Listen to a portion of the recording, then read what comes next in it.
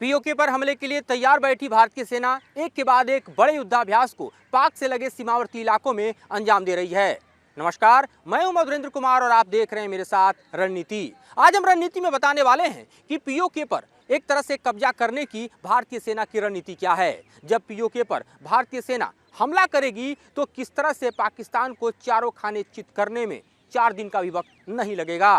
क्योंकि भारतीय सेना की तैयारी का अंदाजा आप इसी से लगा सकते हैं कि एक हफ्ते पहले ही बीकानेर से लगे महाजन फील्ड फायरिंग रेंज में इंडियन आर्मी, इंडियन एयरफोर्स के साथ साथ एडी, आर्टिलरी और आर्मर्ड के अलावा जो तमाम समन्वय है यानी इंटीग्रेटेड बैटल ग्रुप का जो पूरा का पूरा स्वरूप है, उसके जरिए भारतीय सेना ने अपनी ताकत का इजहार पाकिस्तान को करा दिया। हफ्ते भर भी नहीं बीते कि जैसलमेर से लगे पाक सीमा पर जो युद्धाभ्यास हुआ है वो पाक की नींद उड़ाने वाला है। और इसी के चलते इस वक्त जो है खलबली पाकिस्तान की आर्मी और पाकिस्तान की सरकार में दिखाई दे रही है कि जिस तरह से वॉर एक्सरसाइज भारत की सेना इस वक्त पाक की सीमा पर कर रही है, बस महज इंतजार है सरकार के आदेश का और वो पीओके की तरफ कूच कर जाएगी। और ये बात ऑन रिकॉर्ड भारतीय सेना के एक के बाद एक कमांडर बोल चुके हैं और इसी बात को बार बार भारत के रक्षा मंत्री भी दोहरा रहे हैं, भारत के गृह मंत्री भी कई बार बोल चुके हैं। तो आप समझ सकते हैं कि युद्धाभ्यास का मतलब क्या है। अब हम आपको समझाने वाले हैं कि अभी जो युद्धाभ्यास चल रहा है खास तौर पर जैसलमेर से लगे पाक सीमा पर, जिसका नाम है सुदर्शन प्रहार।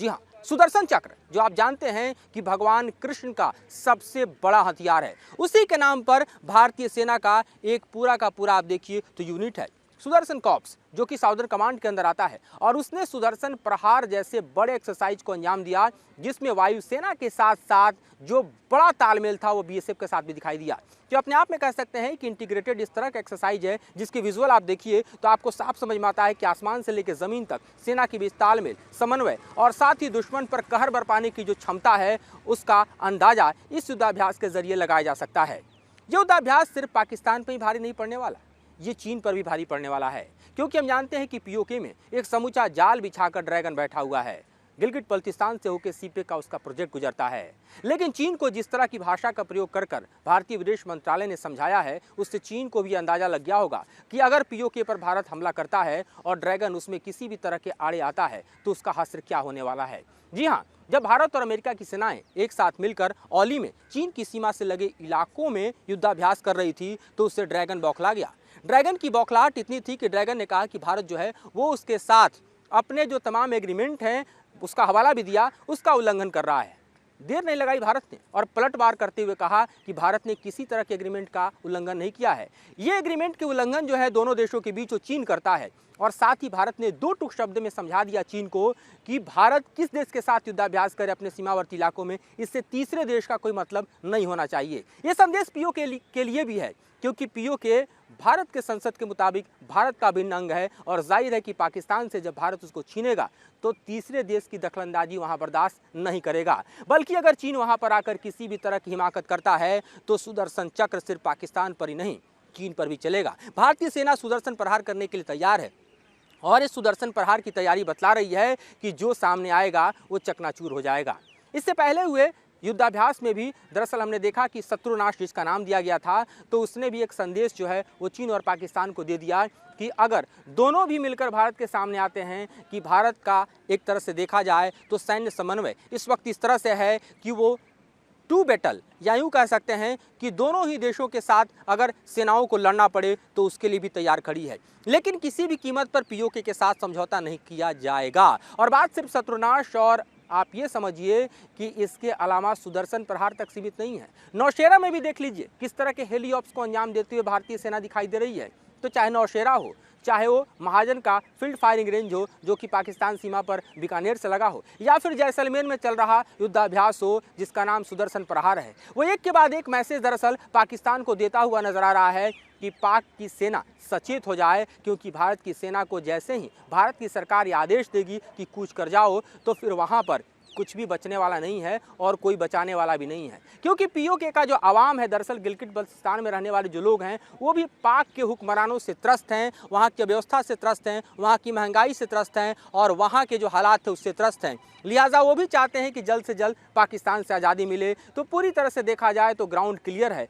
और इस ग्राउंड को दरअसल जीतने के लिए महज भारतीय सेना को सरकार के आदेश का इंतजार है। सेना लगातार तैयारी कर रही है, युद्धाभ्यास कर रही है। पाकिस्तान की हालत इस वक्त ये समझ लीजिए कि जैसे ही दरअसल पीओके की तरफ भारत की सेना कूच करेगी, पाकिस्तान जो है वो खुद भी खंड खंड होने की स्थिति में खड़ा दिखाई दे रहा है। वो इसलिए क्योंकि आप जरा अब निकलकर यहाँ से खैबर पख्तूनख्वा की तरफ नज़र दौड़ा लीजिए।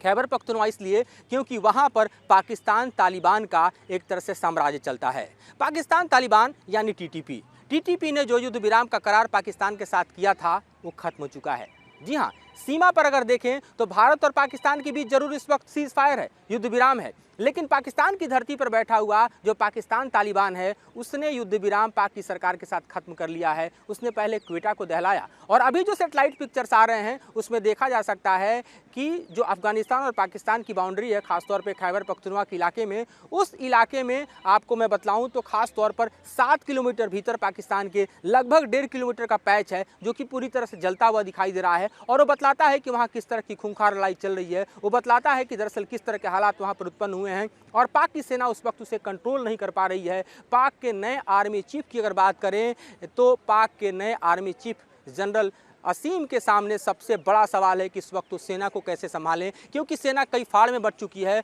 और सबसे बड़ी एक तरह से देखा जाए कि पाक के सेना में विभाजन का दृश्य इस वक्त दिखाई दे रहा है, वो इसलिए दिखाई दे रहा है क्योंकि पाकिस्तान के सेना के जो 2 बड़े कमांडर हैं जो कि सेना प्रमुख के दौड़ में थे वो रिजाइन कर चुके हैं। बाकी के 4 ऐसे कमांडर हैं जो किसी वक्त रिजाइन कर सकते हैं और उनका झुकाव इमरान खान की तरफ है। खैबर पख्तूनख्वा में जो इमरान खान की पार्टी की सरकार थी, यानी जो पीटीआई की सरकार थी, उसने भी इस्तीफा दे दिया है। तो अब पाकिस्तान खैबर पख्तूनख्वा बचाएगा या आकर पीओके में लड़ेगा? पाकिस्तान के सामने बड़ा प्रश्न है क्योंकि टीटीपी का ऐलान है कि वो पूरे पाकिस्तान को उसी तरह से दरअसल सत्ता में कन्वर्ट कर देगा जैसा कि अफगानिस्तान में तालिबान का राज है, यानी पूरी तरह से इस्लामिक स्टेट बनाने के लिए पाकिस्तान को टीटीपी भी उसी तरह तैयार है जैसा कि तालिबान ने अफगानिस्तान में किया। तो इस वक्त पाकिस्तान के हुक्मरान यानी शहबाज शरीफ को ये नहीं सूझ रहा कि वो किस तरह से पीओके को बचाएं, किस तरह से खैबर पख्तूनख्वा को टीटीपी के हाथ से बचाएं और किस तरह से बलूचिस्तान को बचाएं जहां पर आज़ादी के नारे जो हैं वो बुलंद होने लगे हैं। तो पूरी तरह से पाकिस्तान की हालत इस वक्त इस तरह से चरमरा गई है कि भारत की तरफ से